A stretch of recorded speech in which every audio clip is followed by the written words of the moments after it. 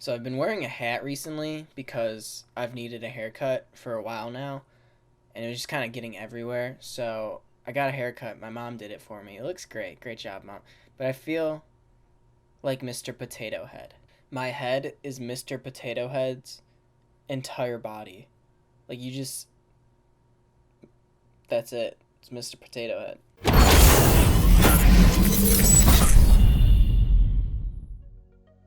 What's up guys, Joey Geither here with JG Multimedia, and today we're going to be talking about how to use color grade to correct the exposure as well as the color of your videos in Premiere Pro. So today's going to be another quick tip Tuesday, so hopefully it'll be out on a Tuesday, then it probably makes sense, just alliteration, it's great.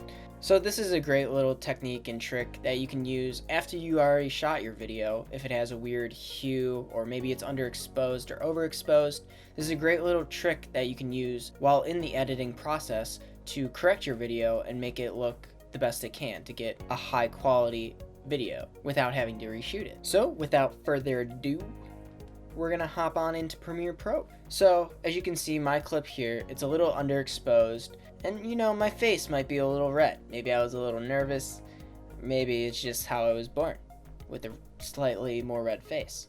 So by using color grade in Premiere Pro, I'm gonna be able to bring up the exposure on my video and also fix the color a little bit so it's not as saturated and I don't look so red-faced.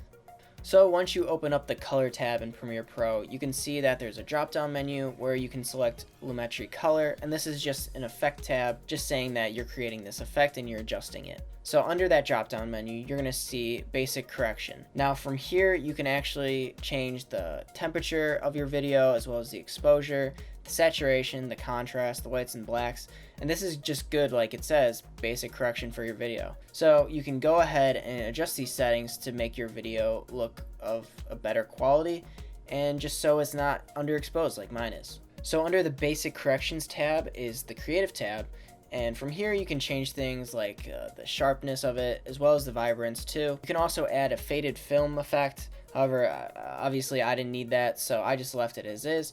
But again, you could do things with the shadow tint as well as the highlight tint. So under the creative tab, you have the curves tab, and in here you can just adjust the RGB curve as well as the hue saturation curve. So you'll see me mess around a little bit with that just to get my video how I want it to. But after that, you're then going to head over to the next tab below it. So the color wheels and match tab just simply allows you to edit the shadows, the midtones, and the highlights in your video clip. This is a great tab to help you bring out any details that might be hidden in blacks or the darkness of your video, so you can bring that out. Yeah. So this brings us to the last tab we're going to talk about, which is the HSL secondary tab. And from here, you're really going to be able to edit specific colors within your video. If a color's off, or maybe it's too saturated, or it's too, I don't know, undersaturated. But either way, you actually are able to pull out that color, that specific color, and edit that color in your video. Now you can use an eyedropper to select a specific color in your video, or you can just select one of the options that it provides for you and just kind of select the range that you want the tabs to affect. So it could be a wider range and a more broad color selection, or it could be a more narrow range and a more specific color selection within your video. So like I said earlier, I wanted to bring down the redness in my face because, I don't know, it makes me look nervous. I'm not nervous in front of the camera, never. Psh, psh. Maybe a little bit. So I'm going to try to bring down the redness in my face just so I don't look so nervous, I guess, in front of the camera. I don't know. It's just personal preference, I guess, at this point. But I'm able to select the temperature of that specific red color of my face, as well as the saturation, sharpen it if I need to, and all that stuff. I didn't do too much with it, just really the main thing was bringing down that saturation and kind of making my face a little more flush looking. Flush, not red. That's what I want, not red. So yeah, I'm able to go in there and adjust. Kind of the two main things for my video that I wanted was the exposure and then also the color grade of my skin. So I was able to go in there and correct that using color grade and the lumetri effect. So yeah, you can see the before and after of the clips. The before was underexposed and my face was a little red. The after is more bright and my face isn't as red, I guess. Maybe. It's meh. But after creating the Lumetri color effect, you're actually able to go into the effects tab of the video and then select that Lumetri effect, copy it, and then paste it to other clips. So then you have a more uniform color correction and you don't have to try and guess and check eyeballing it. You could just copy and paste and bada bing bada boom, it's matched. Great. And I think I did a pretty good job correcting the video settings, after I already shot it.